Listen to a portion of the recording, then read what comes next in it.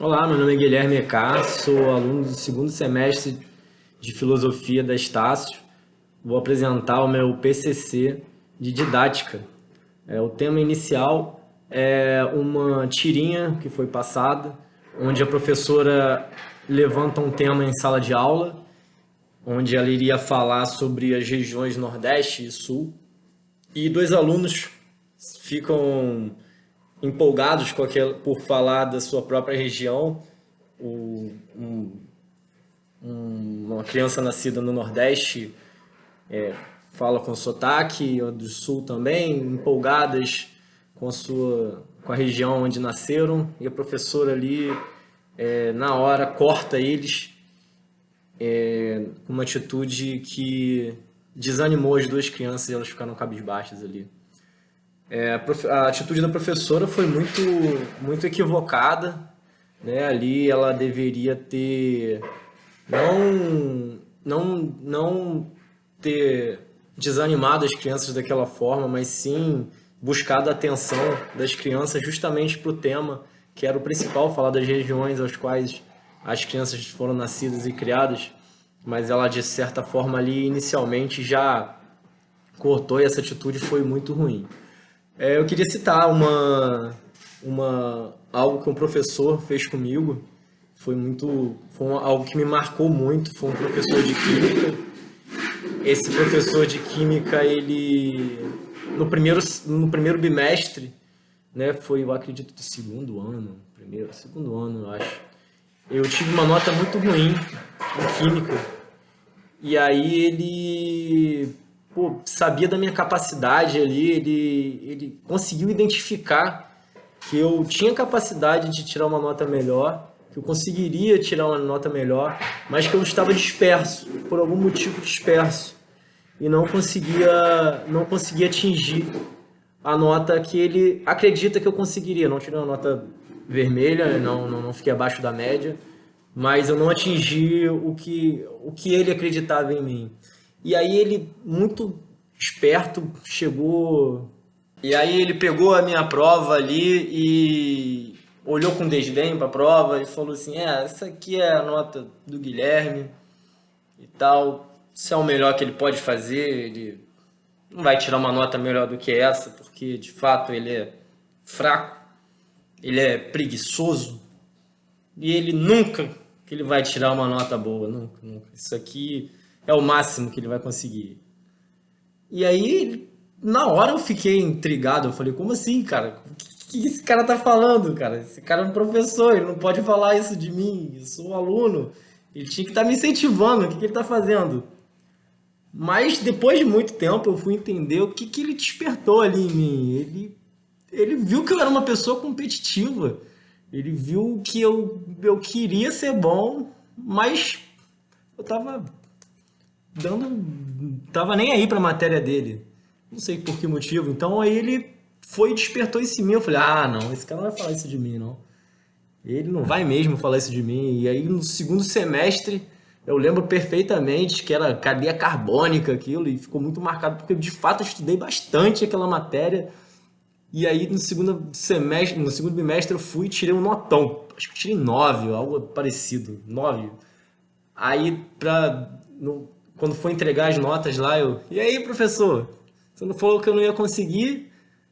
Aí o crente que ele ia me dar um parabéns, né? Mandar parabéns. Nada, ele simplesmente chegou e falou assim: você não fez nada menos do que a sua obrigação. Aí eu, como assim? Achei que enfim, tinha ganho a atenção do cara, né? E. Não. E aí depois eu fui entender que ele fez aquilo justamente para eu continuar tentando buscar a atenção dele. Tirei umas duas notas boas, assim, não tão excelentes quanto do segundo bimestre. Mas aí depois de muito tempo conversando, aí ele contou esse assunto e tal. Foi muito legal, foi algo que me marcou muito, porque ele soube fazer a leitura, a leitura do aluno Guilherme, conseguiu pegar ali, identificou o meu espírito competitivo e conseguiu extrair de mim a dedicação para a matéria dele. Isso foi muito marcante. Foi algo que eu, de fato, nunca vou esquecer e uma experiência que pela atenção dele, eu pretendo levar assim pro resto da vida para os alunos que eu tiver a oportunidade de lecionar. Foi sugerido um assunto, um tema de aula dentro das matérias que a gente estuda. Eu levantei um assunto aqui, algo que eu gosto muito, que é cinema, né, e Platão, né, que é usar o filme Matrix como fazer um simbolismo de realidade, né, do mundo inteligível de Platão com Matrix. É esse tema da matéria que eu gostaria de estar lecionando para os alunos, onde eu daria a oportunidade para eles, né, verem o filme antes, obviamente, para levarem para a sala de aula. E alguns problemas que eu poderia ter são alguns alunos não entenderem o filme, né? Isso é bem fácil de acontecer, porque é um filme que, se você não tiver um embasamento filosófico para poder levar para esse tema, você de fato você fica um pouco perdido e acaba vendo só as cenas de ação ali. Um outro problema pode ser os alunos pouco se lixando, tipo, que filme é esse? Um filme velho? Que filme grande? Outro problema pode ser a acessibilidade, alguns não terem acesso ao filme, terem dificuldade de localizar o filme. Mas o que eu faria era tentar, numa aula antes, despertar o interesse neles, mostrar que aquele filme vai muito além das imagens e das cenas muito boas de ação para a época e até para hoje, obviamente. Tentar despertar neles uma vontade de ver o filme com outros olhos.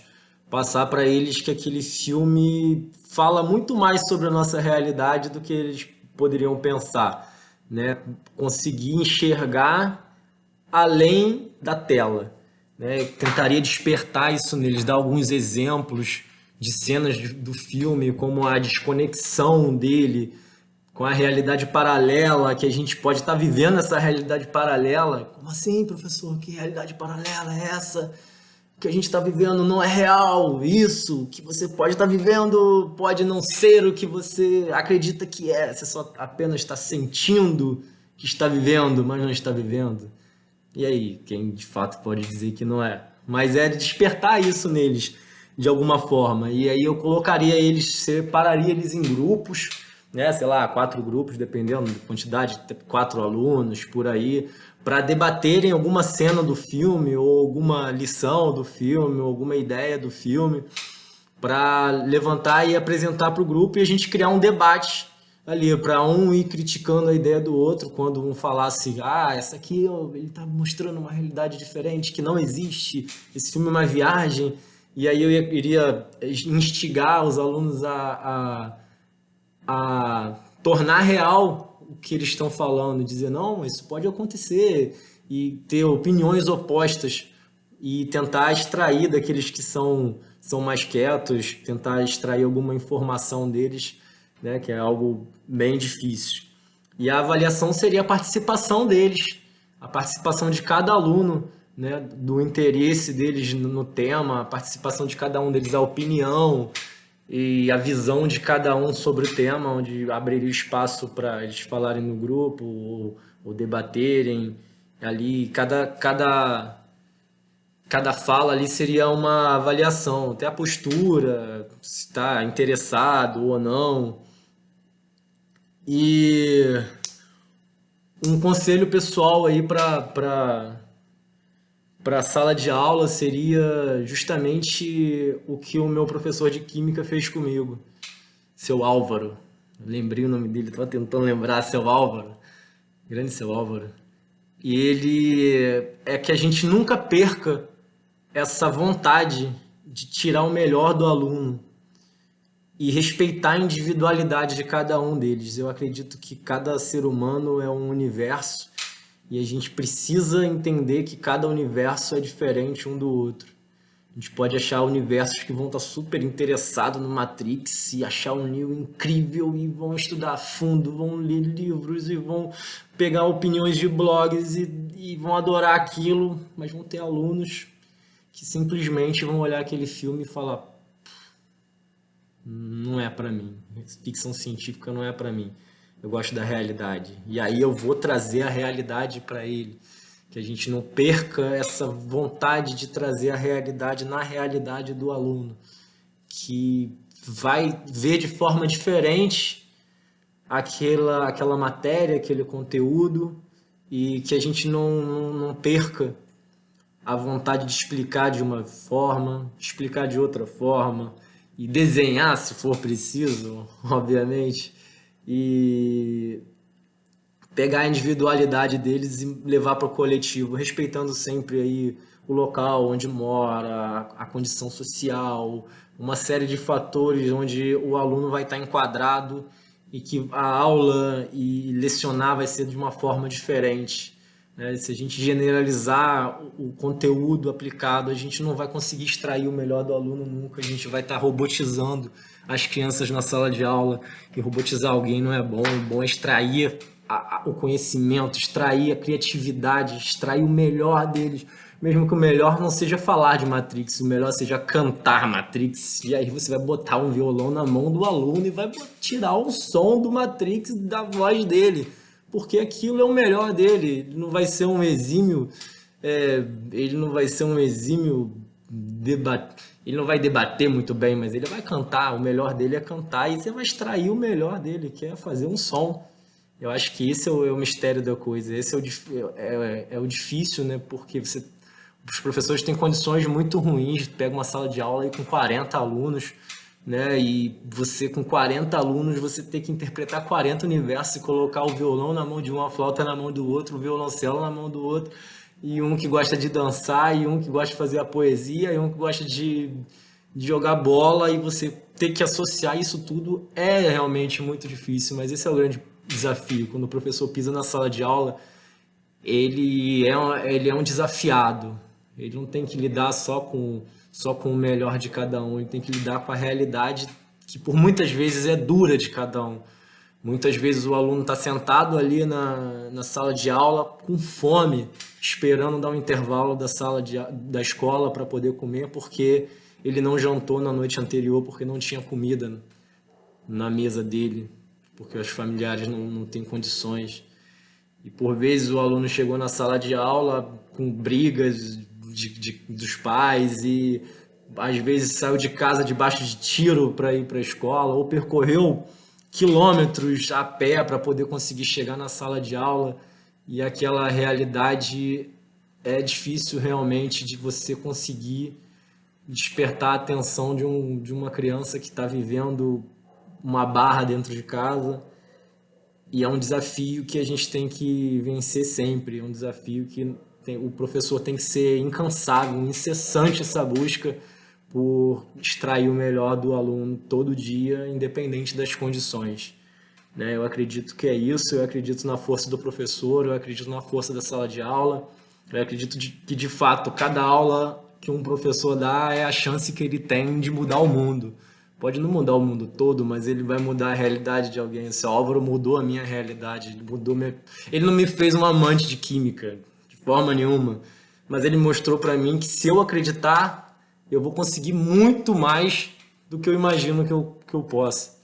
E eu acreditei, e seu Álvaro acreditou em mim, e que sejamos todos um seu Álvaro, e que a gente consiga dar o crédito que o aluno merece e acreditar em cada aluno, que essa é a missão do professor, acreditar no que ele está fazendo, acreditar que quando ele está escrevendo no quadro, ele está mudando o mundo e mudando para melhor, e dando a chance para a criança, ou adolescente, ou adulto, dar a chance dele pensar com a própria cabeça, dele entender a realidade que ele vive, entender, se situar no local que ele está, e conhecer a si mesmo, conhecer os seus princípios, e fazer de cada um um cidadão melhor, uma pessoa melhor, um filho melhor, um pai melhor.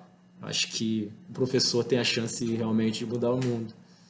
E não podemos perder nunca a esperança, não podemos perder nunca essa vontade. É isso aí. Muito obrigado.